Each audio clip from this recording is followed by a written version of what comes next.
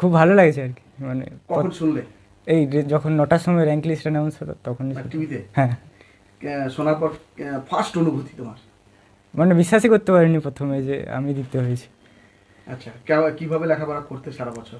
সারা বছর মানে মানে কোনো সময় মেনে পড়তাম না, মানে যখন সময় পেতাম তখনই পড়তাম, আর টিচাররা যেগুলো বলে গেছে শুধু সেগুলোই করেছি, আর নিজের থেকে বাড়তি কিছু পড়েছি। হবি কি তোমার? হবি ওই গান, কিছু তবলা বাজানো, আর এমনি আঁকা, ছবি আঁকা। আর কোন সাবজেক্ট সব থেকে প্রিয়? ফিজিক্স আর ম্যাথ। আচ্ছা, কতটা সময় দিতে লেখাপড়ার পেছনে? 10-12 ঘন্টা। এই রেজাল্টের ক্রেডিট কাকে দেবে সব থেকে বেশি ক্রেডিট? আমার মা বাবা আর টিচার। স্কুলের টিচার? হ্যাঁ, স্কুল টিচার বা টিউশন টিচার। আচ্ছা, আশা করেছিলে?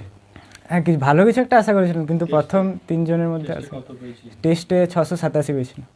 আচ্ছা, আর কি কি করতে ভালো লাগে লেখাপড়ার পাশাপাশি? ওই তো গান, ছবি আঁকা। এবার ভবিষ্যতে কি হতে চাইছো তুমি? ভবিষ্যতে ইঞ্জিনিয়ারিং পার্সু করতে চাই, আর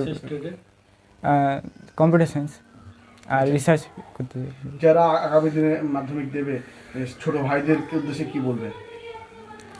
ওই কিভাবে পড়তে হবে, হ্যাঁ, কিভাবে সাফল্য পাবে কিভাবে? আচ্ছা, হ্যাঁ, মানে টিচাররা যেগুলো বলে যাবেন সেগুলোই ভালো করে করতে হবে, আর আর মানে আরও অ্যাডভান্স কিছু পড়ে রাখতে হবে, তাহলে নিচের ক্লাসের যেগুলো সেগুলো আরও বেশি ক্লিয়ার আন্ডারস্ট্যান্ডিং হবে। স্কুলে যাওয়াটি রুটিন মাফিক ছিল?